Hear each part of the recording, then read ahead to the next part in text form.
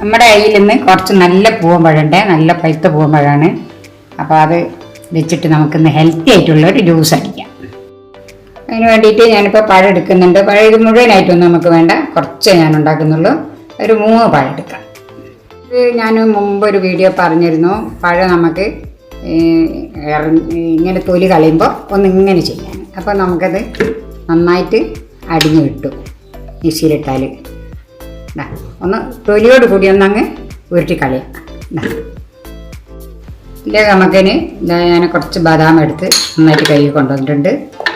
ചേർക്കാം. അതൊക്കെ എണ്ണ ഒന്നും കണക്കില്ല, നിങ്ങൾക്ക് ഇഷ്ടത്തിനനുസരിച്ച് ചേർക്കാം.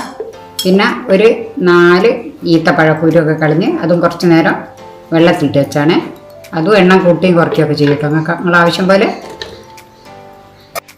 ഒരു 2 ടേബിൾ സ്പൂൺ പഞ്ചസാരയും ആവശ്യമില്ലെങ്കിൽ ചേർത്തിട്ടില്ലെങ്കിലും ഒരു കുഴപ്പമില്ല. തേനുണ്ടെങ്കിൽ ചേർത്ത് കൊടുക്കുക.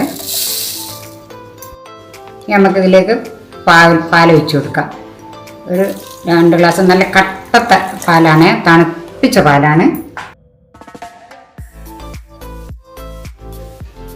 ഞാൻ നന്നായിട്ട് മിക്സിയിലിട്ട് അടിച്ചു കൊണ്ടുവന്നിട്ടുണ്ട്.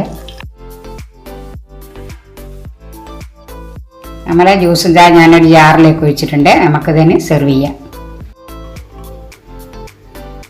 നമുക്കിത് ഗ്ലാസ്സിലേക്ക് ഒഴിച്ചു കൊടുക്കാം.